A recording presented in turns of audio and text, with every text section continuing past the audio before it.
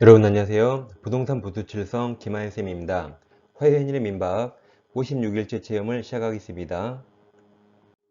화해인의 민박은 공인중개사 민법 기출문제를 박스형 문제로 재구성한 문제집입니다. 기출문제를 가장 정확히 분석할 수 있고 기출문제에서 10년에 한 번 나온 쓸데없는 거 다 뺐습니다. 기출문제가 다 중요한 거 아니죠? 시험에 반복된 그런 지문 위주로 구성되어 있습니다. 이 시간에는 상가건물 임대차 보호법을 하겠습니다. 우선 특별법, 주임법과 상임법 이 두 가지는 적용 범위가 일단 구별됩니다. 적용 범위 구별해 보겠습니다. 일단 주임법은 모든 주택임대차에 다 적용됩니다. 그러니까 일시 사용을 제외하고 모든 주택임대차에 다 적용되는데 상임법은 그렇지 않습니다. 상임법은 모든 상가임대차에 다 적용되는 게 아닙니다. 부분 부정이죠. 상임법은 먼저 사업자 등록 대상이 돼야 돼요. 즉 영리 목적 임대차만 적용되고 비영리 목적은 적용되지 않습니다. 그리고 환산보증금 제한이 있어요. 환산이란 월세 곱하기 100에서 보증금이 합산한 겁니다. 서울은 환산보증금 9억 원 이하면 상임법 전부가 적용되는데 9억을 초과하면 상임법 일부만 적용됩니다. 그러니까 이게 주임법과 다르죠. 주임법은 강남에 있는 아파트 보증금 100억에 살아요. 그래도 남집 살죠. 쫓겨나면 불쌍하잖아요. 그래서 주임법으로 보호해줍니다. 반면 상임법은 영세 상임만 보호합니다. 9억 이하만 적용돼요. 9억을 초과하면 일부 규정만 적용되고 그걸 외워두셔야 됩니다. 시험에서 잘 나오고 실생활에 잘 써먹습니다. 먼저 3기 연체 해지 규정하고 권리금포 규정들, 그리고 폐업으로 인한 임차인 해지권, 다음 대항력, 표준계약서, 계약갱신 요구권 이 애들만 적용됩니다. 저희들이 외우는데 자, 회사에 초상권이 있어요. 초상권이 폐지되면 엄청나게 타격이죠. 그래서 지금 이게 9억 초과라 초를 넣어 세워요. 그래서 이렇게 초상권이 폐지되면 회사에 엄청난 타격이라 대표님이 깨갱했다. 다시 초상권이 폐지되니까 대표가 깨갱했답니다. 초상권이 폐지되니까 대표가 깨갱했다. 이것만 적용되고 나머지는 적용되지 않습니다. 그러니까 우선 변제권 없어요. 대항력 있지만 경매에서 우선 변제권 없습니다. 그리고 최단기간 1년 보장 적용 안 돼요. 그리고 임차권 등기 명령 적용 안 됩니다. 아무튼 기타 등등 적용 안 돼요. 여보세요? 시험에 딱 나오면 써놓으세요. 초상권 폐지 대표 깨갱 이렇게. 그 다음 상임법에도 계약갱신 요구권이 있죠. 상임법 10조 1항에서 임대인은 임차인이 임대차 기간이 만료되기 6개월 전부터 여긴 1개월입니다. 1개월 전까지 사이에 계약갱신을 요구할 경우 정당한 사유 없이 거절하지 못합니다. 그러니까 10년간 임차인이 그 자리에서 안 쫓겨나는 겁니다. 다만 다음 각호 후 어느 하나의 경우에는 그러하지 아니하다가 임대인은 계약갱신 요구 거절할 수 있다죠. 그 말은 임차인은 10년 보장받지 못합니다. 이게 10조 1항 이제 각호가 밑에 1번부터 8번이 있는데 자 이렇게 외워요. 밥 많이 먹기로 타고난 대처리가 있습니다. 밥 많이 먹기로 타고난 대처리가 뭘 잘 먹냐면 밑에 부추와 삼합보쌈을 잘 먹어요. 그러니까 메뉴 일부가 전멸 중입니다. 우리가 지난 시간에 주임법 계약갱신 요구 거절 사유였거든요. 이 빨강색이 왼쪽 상임법과 다릅니다. 주임법은 포실하게 타고난 대처리가 부추와 여긴 이합보쌈 먹으니까 메뉴 일부가 전멸종이에요. 그래서 이 합이란 소고기와 키조개였죠. 소고기 키조개. 네, 상임법은 상이 숫자 3가 올리죠. 그러니까 삼합보쌈이에요. 상임법은 삼합보쌈이란 그 홍어하고 돼지고기, 김치 이 세 가지예요. 드셔보셨어요? 그래서 그게 삼합보쌈입니다. 그래서 포실이 없어요.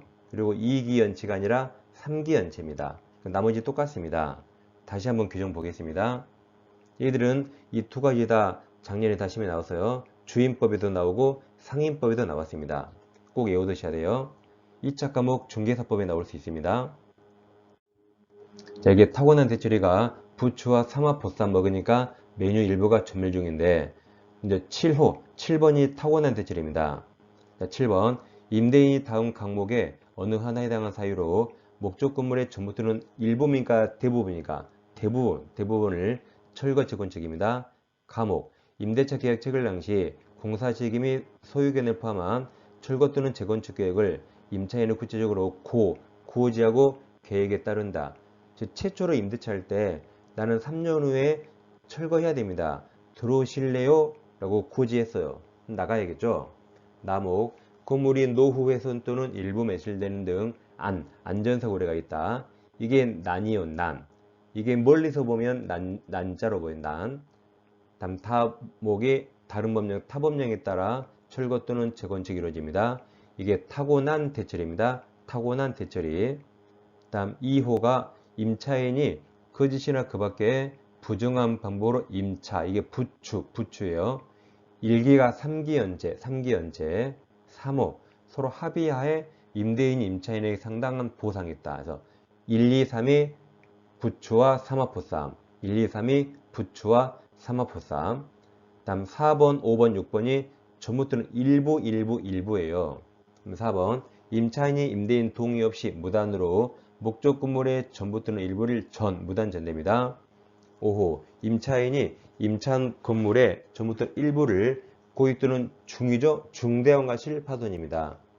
그러니까 지난 시간에 말씀드렸지만 중대한 과실이 우리 민법 시험범위에 총 3번 나와요. 첫째, 민법 109조 차고에서 중과실 차고액 취소 X. 다음 지난 시간에 주임법에도 여기 나왔죠. 중과실 파손. 상임법에도 여기 중과실 파손 나옵니다. 예, 딱 3번 나옵니다. 6호, 임차한 건물의 전무들의 일부가 멸실돼서 임대차 목적을 달성 못합니다. 4번, 5번, 6번이 메뉴 일부가 전멸 중이 고의 중과실 파손입니다. 그리고 제일 밑에 8호 그 밖에도 있어요.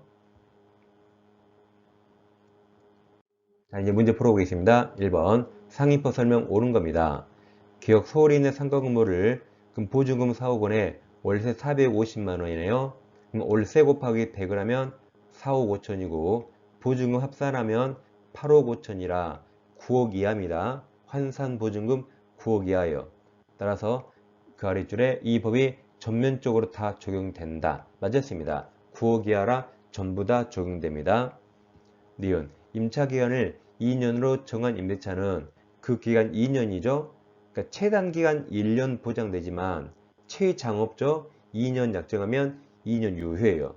그래서 2년으로 보므로 임대인은 그 기간이 1년임을 주장할 수 없죠. 2년이 됩니다. 디귿 임차인이 상가 건물 인도받고 부가세법 등에 의한 잘 보세요. 사업자 등록을 신청까지 맞았는데 신청하면 그 다음 틀렸죠. 신청한 다음 날이죠. 사업자 등록을 신청한 다음 날 제3자에 대해서 대항력이 생깁니다.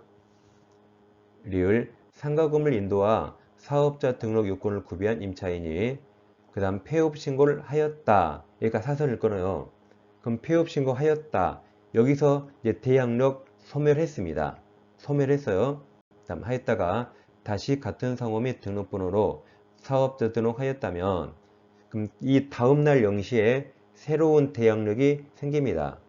그래서 그 뒤에 맞았네요. 처음 대항력이 이미 소멸했죠. 그대로 유지되는 건 아니다 해서 맞았네요. 정답은 4번입니다. 자, 2번입니다. 2020년 1월 갑은 선순위 권리적 없는 동그라미쳐요. 의뢰 X 상가 건물 동그라미 의리 임대인으로 나오네요. 이 보증금 1억 원, 월차임 40만원을 임차하여 대항력권을 갖추고 확정일차 받았다. 그럼 대항력과 우선 변제권 취득했죠. 자, 옳은 겁니다. 갑이차 3기 동그라미쳐요. 3기 차임 상당액을 연체한 경우 임대인 을은 갑의 계약갱신 요구 거절할 수 있다죠. 아까 읽었죠? 계약갱신 요구 거절 사유가 타고난 대처리가 부추와 3이죠? 3호 보쌈 먹으니까 메뉴류가 전멸중 3기 맞았죠? 네, 거절할 수 있답니다. 니은 임대기간 내에서 별도의 약정이 없는 경우 그 기간은 1년으로 봅니다. 디귿 임차인 갑이 보증금 반환 청구 소송에 확정 판결에 따라 X 건물에 대한 경매를 신청하는 경우 임차인 갑의 건물 명도 의무 이행은 집행 개시 요건이 아니죠. 경매 신청할 때 건물을 인도한 게 아니죠. 나중에 경매 다 끝나고 보증금 받을 때 그때 건물을 인도합니다. 리을 임차인 갑이 X 건물 환가대금에서 보증금을 우선 변제받기 위해서 대항 요건이 동그라미쳐요. 배당 요구 종계 동그라미 그때까지 존속해야 됩니다. 옳은 거라 정답은 2번입니다. 한번 상인법 내용으로 옳은 겁니다. 기억, 임차인이 그가 주선한 신규 임차인 대련자로부터 권리금을 지급받는 것을 방해한 임대인에게 손해배상을 청구할 권리는 다음 가로쳐 보세요. 자, 둘 다 다시에 나왔어요. 임대차가 종료한 날 가로치세요. 그 밑에 3년 동그라미, 3년 이내에 행사하지 아니하면 시효완성 소멸합니다. 그러니까 소멸시효가 3년이죠. 그러니까 상인법은 숫자가 3자가 제일 많아요. 근데 기산점이 어차피 임대차가 끝나야 권리금 받죠. 그래서 종료한 날 맞아요. 끝나야 권리금 받으니까 기산점 기억하세요. 종료한 날 그리고 3년입니다. 자, 니은은 이제 취지가 주임법과 똑같습니다. 니은, 대항력 있는 임차인이 적법하게 상거금을 전대해서 전차인 동그라미쳐요. 앞에 지읒자, 전차인이 이를 직접 점유하면서 그 명의로 부가세법 등에 의한 동그라미쳐요. 사업자 등록 동그라미 등록하였다면 임차인 대항력은 소멸되지 않고 인정되는 거죠. 그러니까 자, 사업자 등록을 누구 명의로 해야 돼요? 임차인이 아니라 전차인입니다. 지금 실제 누가 장사예요? 전차인. 그래서 전차인 명의로 사업자 등록해야만 임차인의 대항력이 인정됩니다. 그럼 이게 주임법 가면 전차인 주민등록이에요. 주임법은 뭐라고요? 전차인 주민등록. 여기 상인법이라 전차인 사업자 등록입니다. 다음 디귿 임차인이 대항력을 갖추기 위해서 확정일자 필요 없죠? 확정일자는 우선 변제권 요건입니다. 정답은 1번입니다. 4번 상인법 내용 옳은 겁니다. 기업 사업자 등록 동그라미쳐요. 대상이 되지 않는 건물은 이 법 적용되지 않습니다. 니은 기간을 정하지 아니하거나 기간을 1년 미만으로 정한 임대차는 그 기간 1년으로 본다. 맞습니다. 최단 기간 1년이죠. 디귿 임차인의 차의 면책이 3기죠. 상인법은 숫자가 3자가 제일 많아요. 3기 차임액에 달한 경우 임대인은 임대차 계약 해지할 수 있죠. 3기입니다. 리을 권리금 회수 방해로 인한 임차인의 임대인에 대한 손해배상 청구권은 그 다음 틀렸죠. 그 방해 있는 날 틀렸죠. 아까 계산점이 임대차가 종료한 날.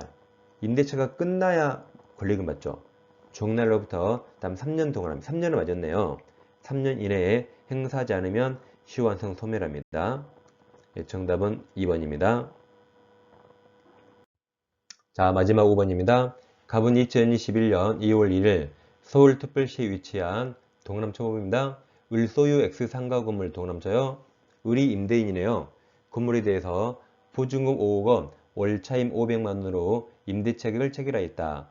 환산하면 월세 곱하기 100을 하면 5억이고 보증금 5억 원 합산하면 총 10억입니다. 그 다음 문장 보세요. 갑은 2021년 2월 15일 건물 인도받아 영업을 개시하였고 사업자 등록을 신청하였다. 그럼 대항력 취득했네요. 자, 이에 관한 설명 옳은 겁니다. 기업 이후 계약에는 확정일자 부여 등에 대해 규정하고 있는 상위법 4조 규정은 적용되지 않죠. 아까 서울에서 9억을 초과할 때 적용된 걸 외웠습니다. 초상권 폐지 대표 깨갱 확정일자 없잖아요. 그러니까 적용되지 않습니다. 자, 니은 갑이 임차 건물 일부를 중과실 동그라미쳐요. 임차인 갑이 중과실로 파손한 경우 그럼 임차인은 계약갱신을 임차인이 요구할 수는 있죠. 요구할 수는 있어요. 단 임대인이 거절할지 말지 선택하는 거죠. 임대인도 거절할 수 있습니다. 그렇지만 임차인도 요구할 수는 있죠. 그래서 니은은 맞았다고 봐야 됩니다. 디귿 갑이 2개월분 차임을 연체하던 중 매매로 건물 소유자가 병으로 바뀐 경우 특별한 사정이 없는 한 연체 차임은 을에게 지급해야겠죠. 이 갑의 2개월 차임은 갑과 을 간의 채권 채무죠. 의리 2개월 못 받았죠? 따라서 의리에게 지급해야 됩니다. 정답은 5번 니은과 디귿이 되겠습니다. 자, 이 시간에는 상인법을 공부했습니다. 상인법도 한 문제 꼭 맞추셔야 돼요. 자, 다음 시간에 찾아뵙겠습니다. 감사합니다.